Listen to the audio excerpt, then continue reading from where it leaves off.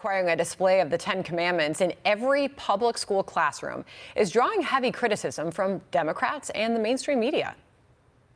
One of the dumbest waste of time I've ever seen in my life. This is book burner talking points. All right, these people want to burn books, take them out of libraries.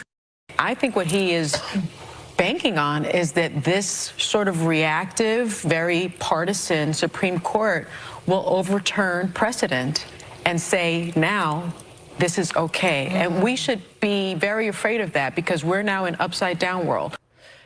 Jeff Landry is the Republican governor of Louisiana who signed the first of its kind legislation into law this week, and he joins us now exclusively for his first interview since signing that into law. Governor, great to have you here. Thanks for being here. First up, you've heard the criticism. It seems to be pouring in. Was it still the right thing to do? I mean, I didn't know that living the Ten Commandments is a bad way to live life. I didn't know that it was so vile to obey the Ten Commandments. I think that speaks volumes about how eroded this country has become. I mean, look, this country was founded on Judeo-Christian principles. And every time we steer away from that, we have problems in our nation. I mean, right now, schools basically treat kids like critters. And yet the Ten Commandments is something bad to put in schools. It's amazing to me. It really is. So I have so much to get to here. But so for those listening right now, they're wondering, what's the goal? Because it's not as if this is going to be taught in every school and classroom. This is just being displayed on the walls. So my question to you is, how is this going to improve the school environment and the performance of kids in those schools? When, Governor, I pull up the report cards of these public schools, and Louisiana is struggling. I mean, it is at the bottom of the country. The education system is failing these kids. I mean, Louisiana's 44th in math and reading. So is this going to help what is a very big problem in Louisiana? Look, I think it's part and parcel for helping kids anywhere around the country if other states followed our suits. But at the same time that we signed that bill into law, we signed a string of others. I signed 20 bills, including this one, to reform Louisiana schools. Look, 20 years ago, the state of Florida had the same statistics that you just rattled off that Louisiana now has. They went through a number of educational reforms. We took up some of the things that many of those states like Florida have done, and we signed those into law.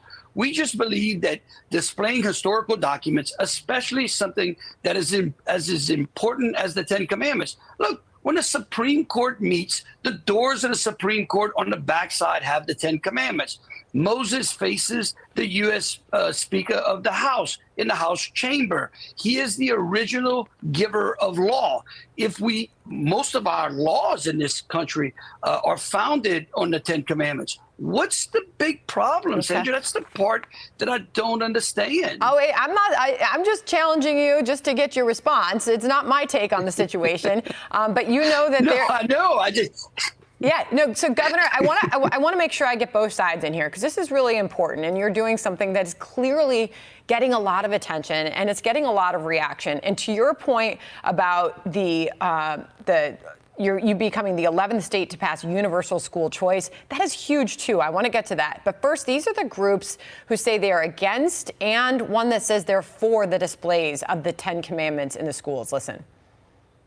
This law is a prime example of Christian nationalism. We're certainly suggesting to them, if not, in fact, even endorsing a particular religion in the classroom, and that we find to be violative of both the Constitution and the First Amendment. There is no censorship. There's no forced religion. There is no imposing. There's no public expenses. So the latter voice was Gene Mills, president of Louisiana Family Forum. Add to it a second voice who's in favor of it, and that's the former President Donald Trump. He actually posted this, Governor, on his Truth Social. I love the Ten Commandments in public schools, private schools, many other places for that matter. Read it. How can we as a nation go wrong? This may be, in fact, the first major step in the revival of religion, which is desperately needed in our country. Bring back TTC MAGA 2024.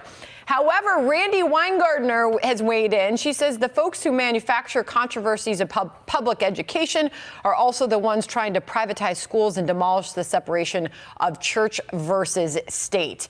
Now, on to school choice, Governor. This is an incredible message from Condoleezza Rice. I want our viewers to listen, and I'll get your thoughts on the other side. If you're really wealthy, you will send your kids to private schools. So who's stuck in failing neighborhood schools? Poor kids. So how can you say you're for civil rights? How can you say you're for the poor when you're condemning those children to not being able to read? By the time they're in third grade, they're never going to read. Such an important message. And now Louisiana, the 11th state to pass universal school choice. How is this going to improve things, Governor? Look, I think Condoleezza Rice makes my point.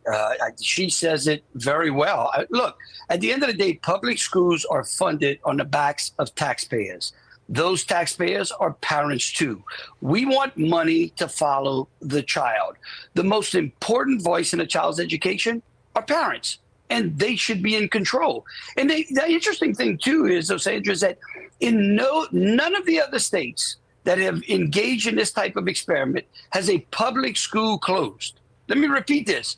Not one state that has done the same thing that Louisiana did just this week and engaged in giving parents more control over their tax dollars and their child's education has a public school system in those states failed.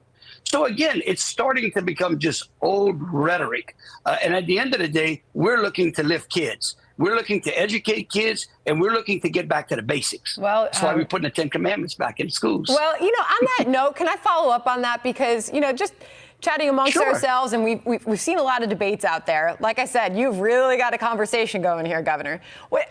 Is there checks and balances on this? I mean, do you have people who are going to go walk into all the public schools and make sure they've got the 10 Commandments? Do you expect the schools to follow through on this? And if they don't, are they punished somehow? How does this work?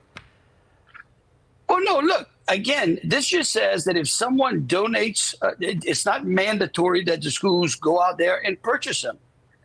But if someone donates them, in fact, right after I signed the bill, I had a gentleman text me and say, I want to put up $10,000 to help support the printing of the 10 Commandments and other documents that we can put in those schools that we can offer to those schools. If he does so and we make them available, those schools can take them and then they can post them. And so, again, I think there are many schools in the state of Louisiana that are going to take advantage of this. Mm-hmm. And I think it is a step in a positive direction. It says that we understand where the foundation of laws are, and we are a nation of laws and not of men. Okay, let me just challenge you on this then. If someone in those schools comes from a different religion or background and they want their rules, their covenant, they want those up on the wall, can a group come in and make the case for that? Well, it would have to make that case to the legislature, and it would have to meet the criteria of the statute. The interesting thing about the First Amendment, and I heard it in one of the comments that you played, is this separation of church and state. I challenge anyone who says that to go find me those words in the First Amendment. They don't exist. It's a metaphor that was breathed into the First Amendment by a liberal Supreme Court in the 1930s. And so, again, this nation, look at all of the documents, all of the founding documents of this nation were based upon Judeo-Christian principles. We've got it on our money. We've got it all over our Capitol. We have it in the Supreme Court. It is those that want to extract that out of the foundation of this country that really and truly want to create the chaos that ultimately is the demise of this nation. I having spent so much time in Louisiana, I know faith is important to so many in that state. It clearly is to you as well, Governor. And we'll see where this goes, and we'll watch it. And we really appreciate you joining us as it has ignited quite the conversation in this country.